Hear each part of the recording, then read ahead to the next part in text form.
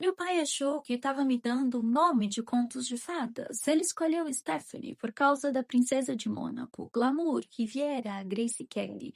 O que ele não sabia é que ele estava me batizando em homenagem à mulher que mandou o protocolo pro inferno. Casou com o guarda-costas e foi morar num trailer de circo com um domador de elefantes.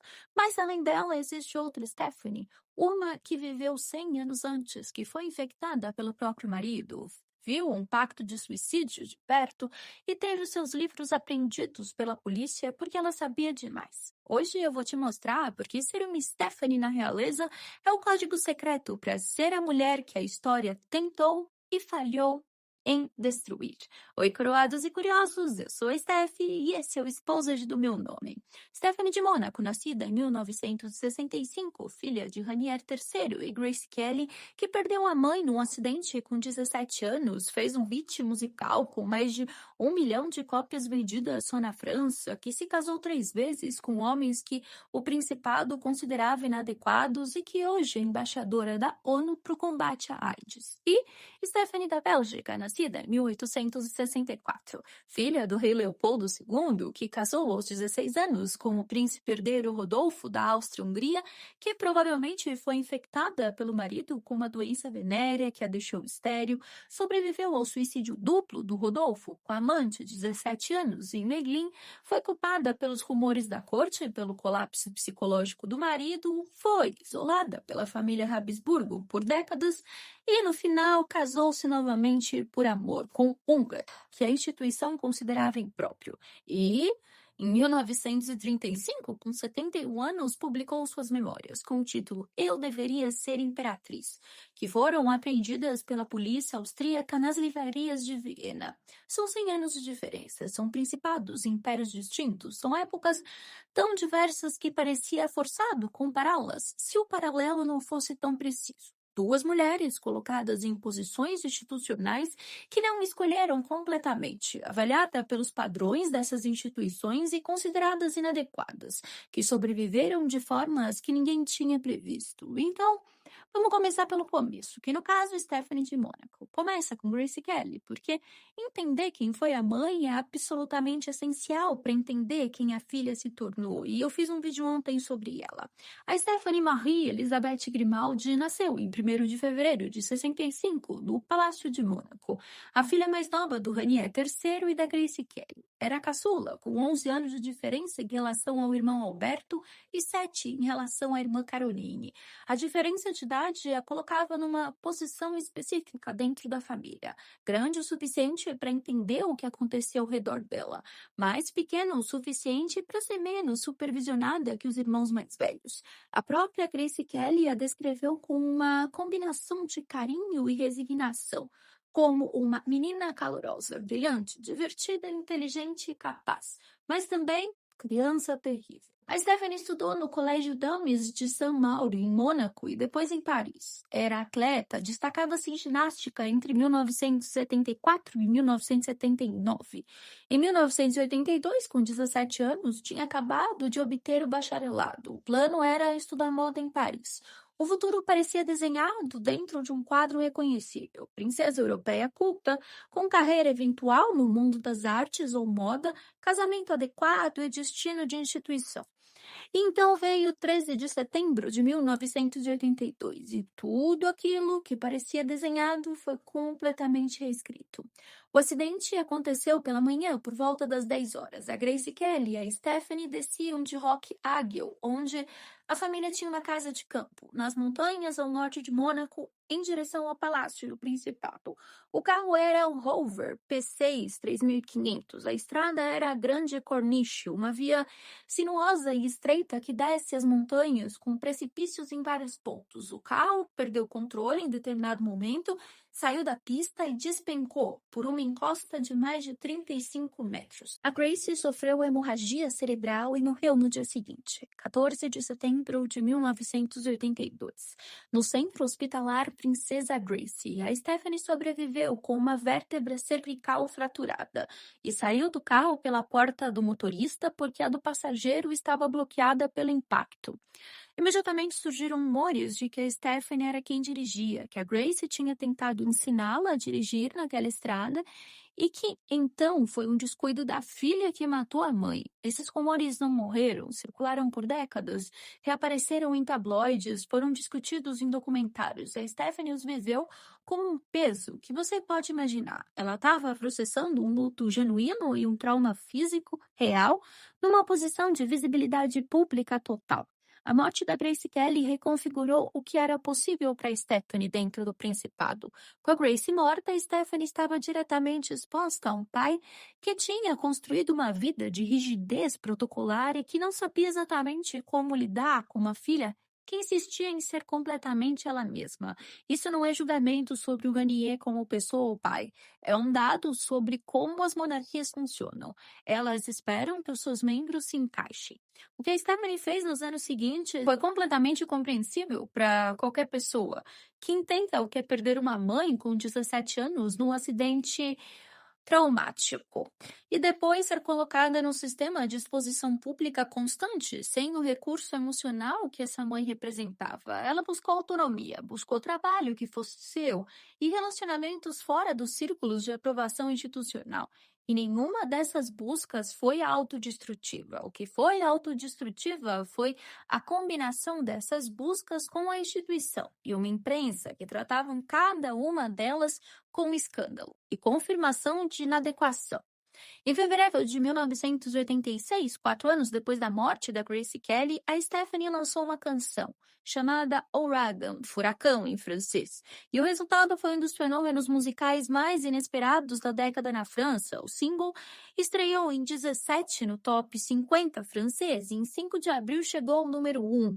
Em 26 de abril ficou lá por 10 semanas consecutivas, 29 semanas no top 50. Vendeu mais de 1.030.000 cópias só na França, sendo certificado disco de platina, e mais de 2 milhões mundialmente. Foi o segundo single mais vendido da França em 86. O álbum Bessoir, que se seguiu, vendeu bem, mas não performou o fenômeno do anterior. A carreira musical continuou, mas nunca voltou àquele pico. Em 91, ela lançou Stephanie, um álbum direcionado ao mercado americano, que teve críticas e vendas decepcionantes e negativas, apesar de uma turnê promocional que inclusive teve no programa da Oprah. E nesse álbum existe um detalhe que pouquíssimas pessoas sabem. A Stephanie gravou os vocais femininos de In the Closet do Michael Jackson para o álbum Dangerous de 91 e foi creditada apenas como Mystery Girl. A faixa chegou ao número 6 da Billboard Hot 100 americana. Só anos depois foi revelado que essa garota misteriosa era a Stephanie de Mônaco. Agora, os romances. O Daniel Ducrest entrou na vida da Stephanie como guarda-costa, designado para acompanhá-la em sua turnê em 91. Era um ex-policial de Paris, sem título, sem posição aristocrática, sem nada que o tornasse politicamente adequado para uma princesa de Mônaco. Ela teve 2 filhos com ele antes do casamento, Louis, em 92, e a Pauline, em 94, o que já foi suficiente para gerar escândalo considerável num principado católico. O casamento aconteceu em 1º de julho de 1995, na prefeitura de Mônaco. A instituição tolerável, mas bem dificuldade. A imprensa cobria com prazer caloroso de quem acompanha um trem descarrilhando em câmera lenta. Em 96, durante uma corrida automobilística na Bélgica, o Ducrest conheceu a Muriel, Miss Seios Nus da Bélgica de 95. Em 5 de agosto de 96, fotografias explícitas dos dois foram tiradas por paparazzi e publicadas. O escândalo foi imediato e total. Ducrest disse que foi vítima de uma armadilha, que tinha sido drogado e que o encontro foi arquitetado por terceiros para destruí-lo. Mas a Stephanie pediu divórcio em 16 de setembro de 96, que foi finalizado em 4 de outubro do mesmo ano. Detalhe que a mesma imprensa que tinha criticado o casamento com Ducrest como inadequado para uma princesa, criticou o divórcio como instabilidade e irresponsabilidade. Era impossível ganhar. Aí ela teve uma filha fora do casamento em 15 de julho de 98. Nasceu a Camille Marie Kelly, filha da Stephanie, que não teve o pai reconhecido na certidão de nascimento. Décadas depois, a própria Camille reconheceu Gauthier como um pai publicamente numa rede social, outro chefe de segurança. E então, a partir de 2001, a Stephanie mudou-se para o circo Quigny, suíço, com um domador de elefantes, Franco Quigny, levando os 3 filhos. Ele era casado. O relacionamento terminou em 2002 e em 12 de setembro de 2003 a Stephanie se casou numa cerimônia privada perto de Genebra com Adams Pérez, acrobata português daquele mesmo circo, uma década mais jovem que ela. Divorciaram em 2004, 13 meses depois. A princesa tinha literalmente morado no circo. Uma princesa no circo pode ser considerada sempre pela imprensa como escândalo, mas se você olha para Stephanie e o que ela buscava no circo, um ambiente de pessoas que vivem pelo trabalho físico e artístico, fora dos circuitos de aprovação social convencional, com uma forma de vida completamente diferente do que ela tinha experimentado, não é difícil entender por que ela foi. Ela não foi para o circo para se autodestruir. Ela foi porque o circo era diferente de tudo que tinha sido o Palácio de Mônaco. E às vezes, diferente é o que a gente precisa. Agora, 100 anos depois, na Bélgica, de 1864, nasceu outra Stephanie, que a história trataria com uma crueldade específica e duradoura. Stephanie Clotilde Louise Hermine Marie Charlotte era a segunda filha do rei Leopoldo II da Bélgica. Para quem não sabe ou não viu o nosso vídeo aqui dele, ele foi o rei que administrou o Estado Livre do Congo como propriedade pessoal em 1885 e 1908, num regime de trabalho forçado e terror, que os historiadores estimam ter causado a morte de 10 a 15 milhões de pessoas. E saber quem era ele é importante porque demonstra que ele era um homem que via pessoas como instrumentos de utilidade, inclusive as filhas. A mãe da Stephanie era a Maria Henriquette, uma arquiduquesa austríaca de nascimento, e o casamento foi infeliz, frio, formal, sem afeto visível. Uma testemunha da infância da Stephanie registrou que ela sempre sonhou com um grande amor. Ela cresceu no castelo de Laken, numa atmosfera de obrigações formais e afeto escasso. Recebeu a educação de uma princesa destinada a ser instrumentada diplomaticamente. Línguas, música, etiqueta, religião. Não recebia amor, mas recebia protocolo. Em março de 1880, o príncipe herdeiro Rodolfo da Áustria-Hungria, filho da Sissi, visitou a corte belga sob pressão dos pais para contrair um casamento. Ele tinha 22 anos, era brilhante e politicamente progressista para os padrões Habsburgo, escrevia artigos anônimos criticando o governo conservador do próprio pai, Francisco José. E estava em estado de depressão progressiva, pelos que os conheciam bem já notavam. Depois de conhecer a Stephanie, ainda com 15 anos, ele escreveu à mãe: encontrei o que buscava. Ela é bonita, boa e inteligente. Stephanie era uma das únicas pouquíssimas princesas católicas disponíveis e politicamente adequadas na Europa da época. O casamento foi acordado. O que o Rudolf pensava que tinha encontrado e o que a Stephanie pensava que ia receber eram muito diferentes.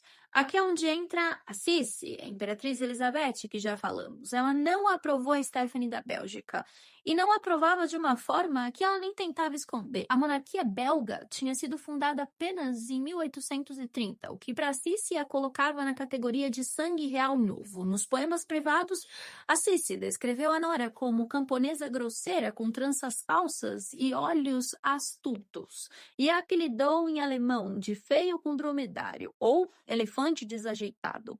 O casamento estava marcado para fevereiro de 1881. A Stephanie foi mandada para Viena, só que aconteceu uma das humilhações mais públicas que uma noiva real podia sofrer. Ela foi devolvida para a Bélgica, pela razão oficial de que ela ainda não estava pronta para engravidar, não tinha atingido a puberdade. Ela tinha 15, quase 16 anos. Foi enviada para ser examinada, foi considerada não pronta, enviada de volta casa como uma encomenda com defeito.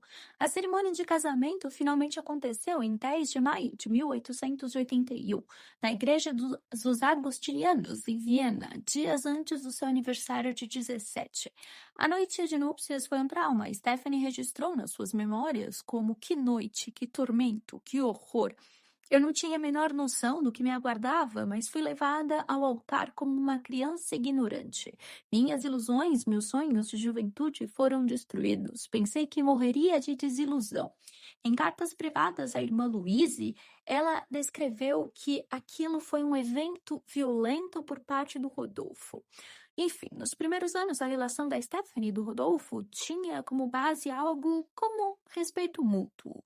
A partir de 1881, ela começou a substituir a Cici, que vivia em fuga constante de Viena, nas funções oficiais. Em 2 de setembro de 1883, nasceu a única filha do casal, Elizabeth Marie, após um parto de 26 horas. A decepção por não ser um herdeiro masculino foi visível e marcou o início da deterioração visível do casamento. Por volta de 1886, o Rodolfo começou a apresentar sinais cada vez mais evidentes de deterioração física e psicológica. O príncipe bebia em excesso, utilizava morfina com frequência e sofria de diversos problemas de saúde que os médicos da corte descreviam oficialmente como cistite e dores do estômago. Mas muitos historiadores acreditam que ele sofria de uma doença venérea, provavelmente gonorreia, contraída em seus inúmeros relacionamentos extraconjugais. Existe também a hipótese de que ele tenha transmitido a infecção a Stephanie, e as consequências teriam sido devastadoras. A doença pode ter provocado danos irreversíveis no sistema reprodutivo da Stephanie, deixando-a estéril. Por volta de 1889, já era de conhecimento geral na corte de Viena que o casal dificilmente teria outros filhos. Mais do que uma crise conjugal, essa situação representava um problema político. Sem um herdeiro homem e preso a um casamento infeliz, Rodolfo afundava cada vez mais em depressão, vícios e comportamentos autodestrutivos, enquanto a Stephanie carregava o peso de uma tragédia, da qual nem tivesse culpa. A culpa, então, combinada com depressão progressiva, o alcoolismo e a morfina, formou um estado de colapso psiquiátrico que os historiadores modernos descrevem como em avanço acelerado nos últimos anos antes de Meilin. O dado sobre o Rodolfo infectar Stephanie, a historiografia em geral omite, porque complica, né, a romantização do príncipe trágico que morreu por amor à amante. O Rodolfo não era um jovem insensível destruído por um sistema frio. Era um homem insensível, mas que causou dano real à esposa, que a deixou estéril através de negligência e comportamentos que hoje a gente chamaria de abusivo, e que em seguida morreu com uma amante adolescente de 17 anos, deixando a esposa para ser culpada pelos rumores. O romantismo em torno de Meilin exige que a gente ignore a Stephanie. E aqui vocês sabem, a gente não ignora as mulheres que a história prefere esquecer. Enfim, como esse vídeo já tá longo, eu não vou comentar do suicídio do Rodolfo, porque a gente já tem um vídeo completo sobre isso, que é quando eu comparo a morte dele e o estopim da Primeira Guerra Mundial. O que interessa pra gente é o que aconteceu depois com a Stephanie. Ela foi uma das últimas a saber da morte do marido, o fato que ela registrou com amargura nas suas memórias, a narrativa que circulou na corte e que a família imperial não fez nada para desmentir. E algumas evidências sugerem que a própria família imperial alimentou era que o casamento infeliz com a Stephanie tinha empurrado Rodolfo para os braços da amante, Maria Vedvera, e eventualmente para a morte. A Cici culpou o comportamento ciumento da nora pelo colapso do filho. A Stephanie implorou para voltar para a Bélgica. Tanto o Francisco José quanto o pai dela, o Leopoldo II, negaram permissão, exigindo que ela ficasse em Viena como viúva de representação. Ela manteve o título formal de princesa herdeira viúva, mas perdeu as funções e vivia num isolamento insuportável. Em 22 de março de 1900, 11 anos depois de Meilin, a Stephanie se casou por amor com o conde húngaro Elemer Lowey, de posição social inferior à sua e protestante, que se converteu ao catolicismo para o casamento. A reação foi a previsível. A família imperial ficou escandalizada. A Stephanie foi excluída da casa Habsburgo e perdeu os títulos. O Leopoldo II, o próprio pai, a expulsou da capela durante o funeral da mãe dela em 1902. A filha, Erzí, rompeu com a mãe, vendo o segundo casamento como traição à memória do pai morto. E a Stephanie foi feliz. O segundo casamento, por todos os relatos de quem os conhecia, era uma parceria de afeto real. Em 1917, o imperador Carlos I elevou o marido da Stephanie a príncipe. A queda do império de 1918 fez com que a Stephanie perdesse o valor financeiro que recebia. Então, eles passaram por dificuldades financeiras, mas ficaram juntos. Em outubro de 1935, com 71 anos, a Stephanie publicou as memórias que a família Habsburgo temia. O título alemão era Eu Deveria Ser Imperatriz. As revelações incluíam descrições da noite de núpcias como trauma, a publicação de uma carta de despedida do Rodolfo, querida Stephanie, estás livre da minha presença e do meu tormento. Sê feliz à tua maneira, sê boa para sua pobre pequena, que é tudo o que resta de mim. E a afirmação explícita de que o Rodolfo e a Mari Vesvera fizeram um pacto de suicídio. O livro foi vendido sob o balcão, porque a polícia de Viena visitou todas as livrarias da cidade para apreender os exemplares já à venda. A filha obteve judicialmente a proibição de distribuição na Áustria. A edição inglesa saiu em Londres em 1937, a francesa no mesmo ano.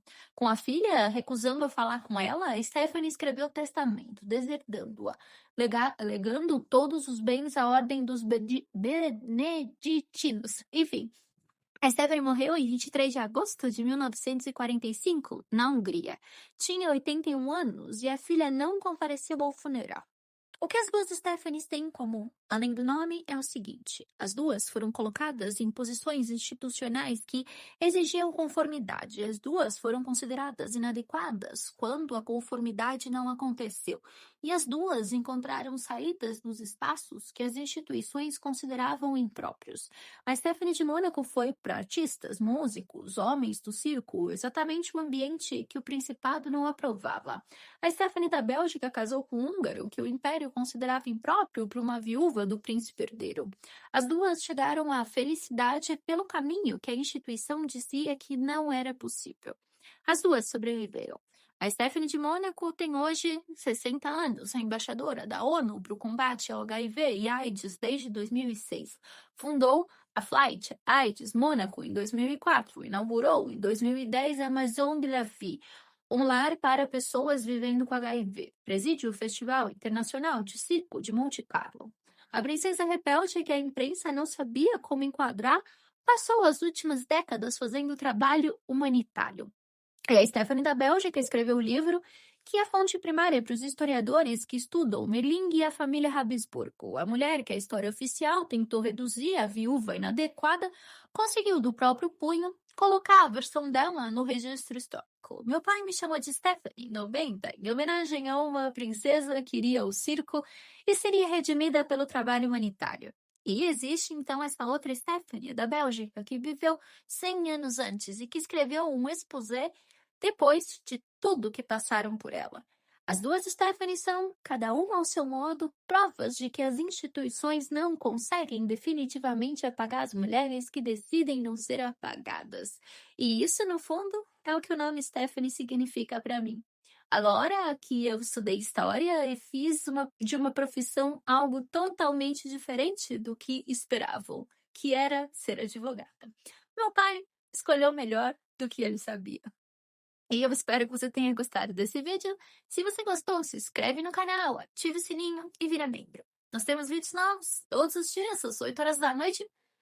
Beijo e até amanhã para o próximo Steph Flix.